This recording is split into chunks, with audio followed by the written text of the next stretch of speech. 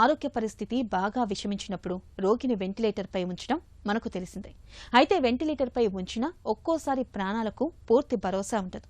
ఈ అత్యవసర పరిస్థితిని అధిగమించేందుకు వెంటిలేటర్కు ప్రత్యామ్నాయంగా ఇటీవలి కాలంలో ఎక్మో అనే సరికొత్త పరికరం అందుబాటులోకి వచ్చింది. గుండె, కిడ్నీల వంటి కీలకమైన అవయవాలు విఫలమైన సందర్భాల్లో ప్రాణాలకు భరోసాగా నిలిచే ఎక్మో వైద్యాన్ని పేషెంట్లకు నిజంగా ఒక వరమనే చెప్పుకోవాలి. ఈ నేపథ్యంలో ప్రాణాలకు భరోసాగా నిలుస్తున్న ఎక్మో వైద్యం గురించిన పూర్తి వివరాల్ని డాక్టర్ని అడిగి ఇప్పుడు తెలుసుకుందాం. ఎక్మో అంటే ఏంటి? ఇది వెంటిలేటర్కు ఎలా భిన్నంగా పనిచేస్తుంది? ఎక్మో అంటే ఈ బ్లడ్ అనేది మనము బయటికి తీసి ఎక్స్ట్రా కార్పోరియల్ సర్క్యూట్ అంటాం. బయట మనకి ఆ ఎక్మో మిషన్, ఆ ఆక్సిజనేటర్, ఆ పంప్ ఉంటుందండి. ఆ బ్లడ్, వీనస్ బ్లడ్ బయటకు వచ్చి మనము ఆ వీనస్ బ్లడ్ని మనము ఆక్సిజనేట్ చేసి మళ్ళా పేషెంట్లోకి మనం పంపించగలిగినట్టయితే ఆ లంగ్స్ చేసేటువంటి పనిని మనము బైపాస్ చేసి బయట మిషన్ ద్వారా, ఆక్సిజనేటర్ ద్వారా మనం ఆక్సిజన్ అందిస్తూ మిగతా అవయవాలకి లంగ్స్కి రెస్ట్ ఇచ్చినట్టయితే ఆ లంగ్స్ అనేవి రికవర్ అయ్యేదానికి అవకాశం ఉంటుందండి. దీన్ని మనము ఎక్మో అంటామండి. ఇది వెంటిలేటర్కి భిన్నంగా పనిచేస్తుందండి. వెంటిలేటర్ అనేది మనము ట్యూబ్ లంగ్స్లోకి పెట్టి మనము ఆక్సిజన్ అనేది పంప్ చేసినప్పుడు లంగ్స్లో నుంచి ఆక్సిజన్ డిఫ్యూజ్ అవుతూ టిష్యూస్కి ఆక్సిజన్ అందిస్తుంది.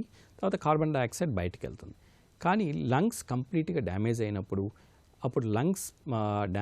మనం వెంటిలేటర్ పెట్టి ఈ పాజిటివ్ ప్రెషర్ ఇవ్వటం వల్ల, ఇంకా పుష్ చేసినందువల్ల లంగ్స్ ఇంకా ఎక్కువ డ్యామేజ్ అవుతాయి. అందువల్ల మనం లంగ్స్కి రెస్ట్ ఇవ్వటం కోసము ఈ ఎక్మో అనేది పెట్టి బ్లడ్ బయటికి వచ్చి ఆ సర్క్యూట్స్ ద్వారా బ్లడ్ని ఆక్సిజనేట్ చేస్తూ, తర్వాత CO2ని బయటికి ఎక్స్క్రీట్ చేయడం, బయటికి తీసేస్తూ, అలా ఆ ఎక్మో పరికరంతో ఆక్సిజనేట్ చేసుకుంటూ లంగ్స్కి కంప్లీట్ రెస్ట్ దొరికి లంగ్స్ హీల్ అయ్యేదానికి అవకాశం ఉంటుందండి.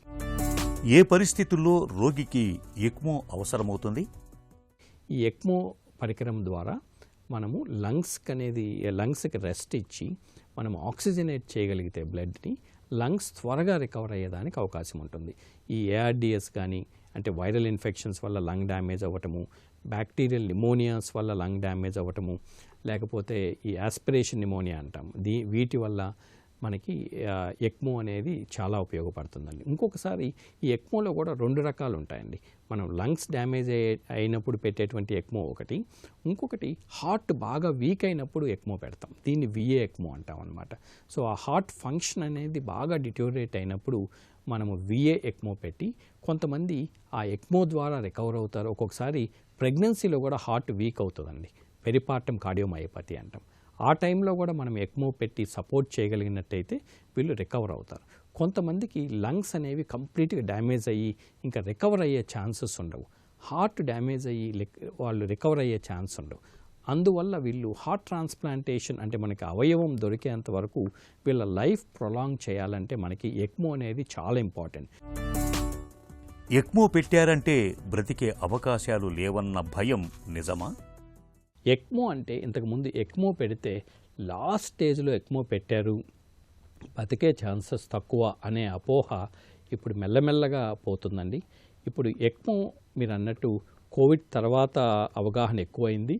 తర్వాత ఇప్పుడు మనము ఈ మొర్టాలిటీ రేట్స్, రికవరీ రేట్స్ చూసినట్టయితే మొర్టాలిటీ తక్కువ, రికవరీ రేట్స్ ఎక్కువ ఉంటున్నాయండి. చాలా వరకు పేషెంట్స్ రికవర్ అవుతున్నారు. అందువల్ల ఎక్మో అనేది ఒక బ్రిడ్జింగ్ థెరపీగా ఆర్గాన్ రికవర్ అయ్యేంత వరకు కూడా మనం పెట్టి, కొంతమందికి 1 month పెడతాము, కొంతమందికి 1 weekలో రికవర్ అవుతారు, కొంతమంది 1 month పడుతుంది, ఇంకొంతమందికి కోవిడ్ టైంలో మనము 2 months 3 months కూడా ఎక్మో మీద రన్ చేసి చూసాము, వాళ్ళ ఆర్గాన్స్ రికవర్ అయ్యేంత వరకు.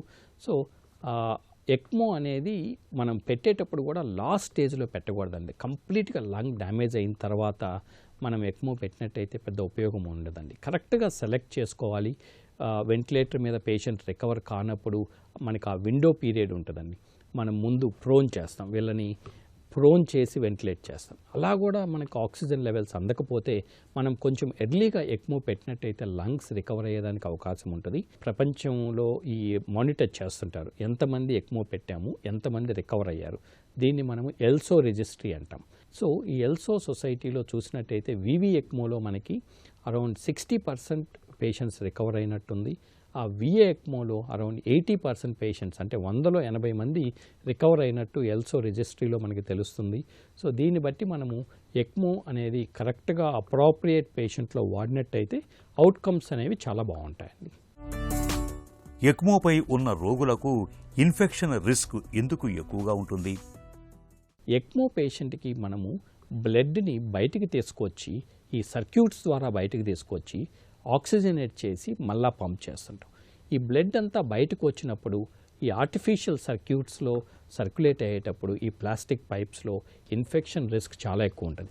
బ్లడ్లో ఏమైనా బ్యాక్టీరియా ఉందంటే ఈ సర్క్యూట్స్లో బ్లడ్ వచ్చినప్పుడు ఆ బ్యాక్టీరియా ఆ సర్క్యూట్కి అటాచ్ అయ్యి ఆ సర్ఫేస్కి స్టిక్ అయ్యి అలాగనే మల్టిప్లై అవుతూ ఇన్ఫెక్షన్ రిస్క్ అనేది చాలా ఎక్కువ అవుతుంది. సో అందువల్ల మనం చాలా జాగ్రత్తలు తీసుకోవాల్సి ఉంటుంది. ఎన్ని ప్లాస్టిక్ పైప్స్ ఉంటాయో బాడీలో ఇన్ఫెక్షన్ రిస్క్ అంత ఎక్కువ ఉంటుంది.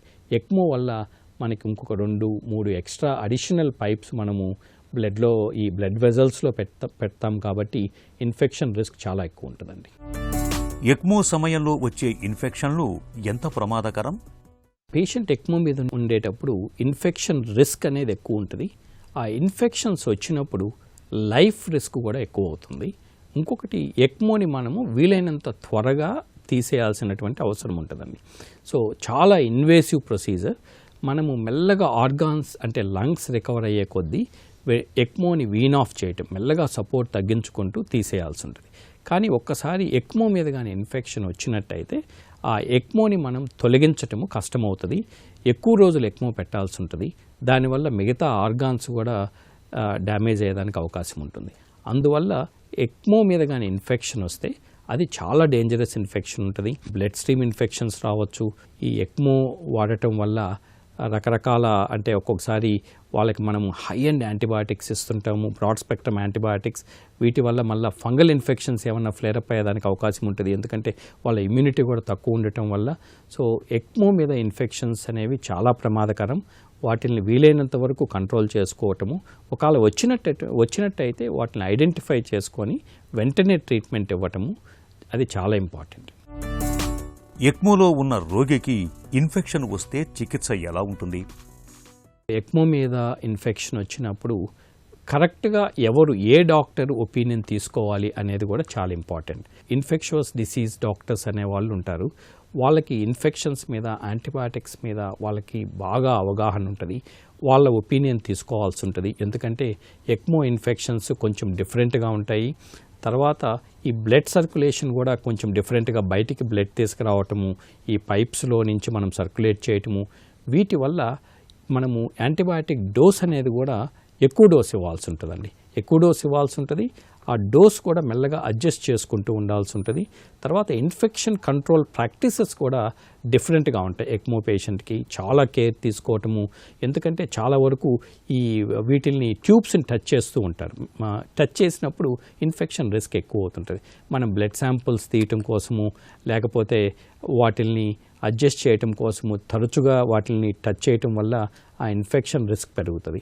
సో ఈ ఇన్ఫెక్షన్స్ను కూడా ఐడెంటిఫై చేయటంలో మనము కొత్త టెక్నాలజీ, అంటే ఇప్పుడు అవైలబుల్ ఉండేటువంటి PCR టెక్నాలజీ ఇలాంటివి వాడి మనం ఇన్ఫెక్షన్స్ని త్వరగా ఐడెంటిఫై చేసి ట్రీట్ చేయాల్సిన అవసరం ఉంటుందండి. ప్రాణాపాయ పరిస్థితులు ఎదురైనప్పుడు వెంటిలేటర్ మీద ఉంచినా ఫలితం కనిపించని పరిస్థితుల్లో ఎక్మో వైద్యం ప్రాణాలకు భరోసాగా నిలుస్తుంది. శ్వాస కష్టాల్ని, నిమోనియా వంటి ప్రమాదకర పరిస్థితుల నుంచి ప్రాణాల్ని కాపాడడంలో ఎక్మో వైద్యం ఎంతగానో తోడ్పడుతుందనడంలో సందేహమక్కర్లేదు.